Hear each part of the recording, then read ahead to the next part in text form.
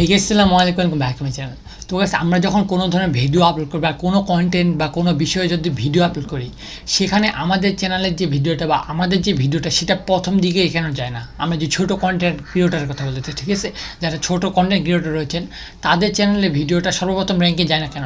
যেহেতু আমরা সবার আগে ভিডিও তৈরি করেছি, বা ধরুন আমি একটা বিষয় নিয়ে ভিডিও তৈরি করেছি সবার আগে, how to create a YouTube channel. Suppose ধরুন আমি কেউ ভিডিও আপলোড করেনি, আর ঠিক আছে, আমি সবার প্রথমে আপলোড করলাম ভিডিওটা, এবং আমি আপলোড করার পর একটা বড় কন্টেন্ট ক্রিয়েটর, ঠিক আছে, যার একটু মোটামুটি ভালোই সাবস্ক্রাইবার রয়েছে, ঠিক আছে, 1 লাখ 1.5 লাখ, ঠিক আছে, সে যদি আপলোড করে আবার how to create YouTube channel, ঠিক আছে, সেই জায়গায় তার ভিডিওটা কেন সবার প্রথমে র্যাঙ্ক করে? ওকে, আমাদেরটাকে আমি কিন্তু তার আগেই ভিডিওটা তৈরি করেছি, কিন্তু আমারটা এখনও কেন র্যাঙ্ক করে না ফার্স্টের দিকে, ঠিক আছে, আমারটা থাকলেও নিচের দিকে আসে, কিন্তু আমারটা প্রথমের দিকে কেন শো করে না? যে ক্রিয়েটারটা একটু ভালো সাবস্ক্রাইবার রয়েছে সেই ক্রিয়েটারটার ভিডিওটার সামনে কেন র্যাঙ্ক করতেছে? যেহেতু সেই আবার ভালোভাবে টাইটেল ট্যাগও দেয়নি, ঠিক আছে, টাইটেল দিয়েছে বাট ট্যাগগুলো ওরকম দেয়নি, হাউ টু ফাইন্ড এরকম কিছু একটা ভালো করে যে কিওয়ার্ডগুলো দিবে, ট্যাগগুলো দিবে, সেগুলো কিন্তু ভালো করে লেখেনি। আমি সব সব কিছু ঠিক রয়েছে, তাও আমার চ্যানেলটা আমার ভিডিওটা ফার্স্টের দিকে আসে না।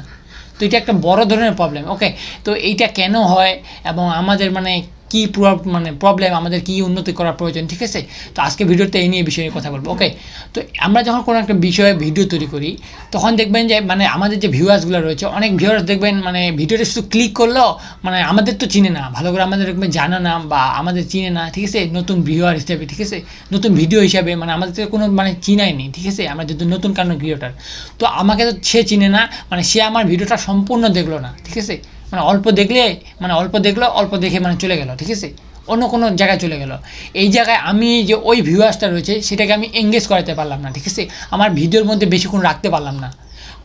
অ্যাটলিস্ট যদি আপনার ভিডিওতে ভিউয়ার্সগুলো যে রয়েছে 70%, একটা 10 মিনিটের যদি ভিডিও হয়, 7 মিনিটের উপরে যদি এরকম কোনো অ্যাভারেজ ভিউ টাইম থাকে, ঠিক আছে, অ্যাভারেজ দেখতেছে, তাহলে ওই ভিডিওটা আপনার র্যাঙ্কে যাবে। আপনার যদি বড় কোনো চ্যানেল হয় তার উপরে র্যাঙ্কে চলে যাবে, ঠিক আছে।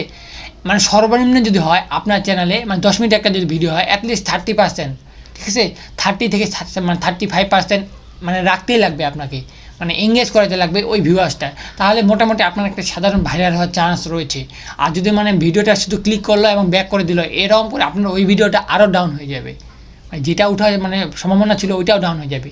আর নতুন যে ক্রিয়েটরগুলো রয়েছে তাদের কিন্তু একটা মোটামুটিভাবে সাবস্ক্রাইবার্স বেস রয়েছে, তাদের কিন্তু মোটামুটি একটা সাবস্ক্রাইবার্স রয়েছে।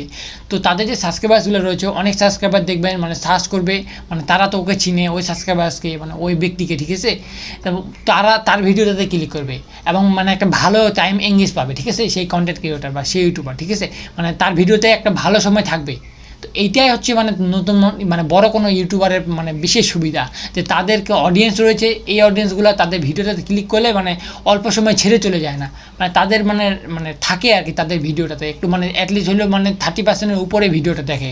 এই জন্যই বড় কোনো কন্টেন্ট যদি ক্রিয়েটার ভিডিও তৈরি করে, যদিও আমার পরে সে ভিডিওটা তৈরি করেছে, তাও কিন্তু তার ভিডিওটা টপে যাবে, কারণ হচ্ছে তার ভিডিওতে এঙ্গেজটা একটু বেশি পাইলো সে, ঠিক আছে। আমি আমার ভিডিওতে কেউ ক্লিক করলো, ভালো করে দেখলো না ভিডিওটা, তাহলে কিন্তু এরকমভাবে আমি কিন্তু যাব না, আমি কিন্তু টপে ওখানে যাবো না, র্যাঙ্ক করবো না। তাহলে আমাদের কী করতে লাগবে? তাহলে আমাদের ভিডিও যে কোয়ালিটি রয়েছে এবং কথা বলার এক্সপিরিয়েন্স, এটা একটু উন্নত করতে লাগবে, ঠিক আছে, যেন মানুষ আপনার ভিডিওতে ক্লিক করলেও যেন কিছুক্ষণ অ্যাটলিস্ট 30% সময় যেন থাকে, তাহলে আপনার ভিডিওটা ভাইরাল হবে এবং টপে যাওয়ার চান্সটা বেশি থাকবে। তো এইভাবে কাজ করতে লাগবে আপনাকে ইউটিউবে। নতুন যদি আপনার ভিডিওটা কেন ফার্স্টে যায় না, অনেকে টেনশন করেন, ঠিক আছে, অনেকে বিষয় জানতে, তো এইটাই হচ্ছে মূল কারণ। এবং আপনার নতুন ক্রিয়েটর যেগুলো রয়েছেন ভালোভাবে আপনারা টাইটেল ট্যাগ দিবেন, ঠিক আছে, এবং আপনারা যদি বড় কোনো কন্টেন্ট ক্রিয়েটরও হয়ে যান, তারপর আপনারা টাইটেল ট্যাগ, ডিসক্রিপশন এগুলো মেনটেন রাখার চেষ্টা করবেন, তাহলে কোনো যদি আরও আপনার চেয়ে আরও বড় ক্রিয়েটর আছে তার জন্য ভিডিওটা আপনার উপরে যেন না যায়। এগুলোর দেওয়ার সুবিধা এইটা, যে ওই কিওয়ার্ড লিখে কোনো ব্যক্তি যদি সার্চ করে যেন আপনার ভিডিওটা সর্বপ্রথম যায়, বা যে এই কিওয়ার্ডগুলো দিয়েছে তার ভিডিওটার জন্য সর্বপ্রথম যায়। তো গাইস, এই ছিল আজকে ভিডিওটি, আশা করছি আপনারা বুঝতে পেরেছেন। যদি আপনাদের কোনো বিষয় নিয়ে প্রশ্ন থাকে অবশ্যই নিচে কমেন্ট বক্সে জানিয়ে দিবেন। ভিডিওটি ভালো লাগলে অবশ্যই লাইক করে দিবেন, এবং চ্যানেল নতুন হয়ে থাকলে নিচে দেখতে পাচ্ছেন একটা সাবস্ক্রাইব বাটন আছে, সেখানে প্রেস করে তারপরে আসা বেল বাটনটি অলে প্রেস করে দিবেন, তাহলে আমি যখনই কোনো নতুন ভিডিও আপলোড করবো সেটা সরাসরি আপনি পেয়ে যাবেন। ওকে, তো দেখা হচ্ছে কোনো নতুন ভিডিওতে, ততক্ষণ মধ্যে ভালো থাকবেন, সুস্থ থাকবেন, আল্লাহ হাফেজ।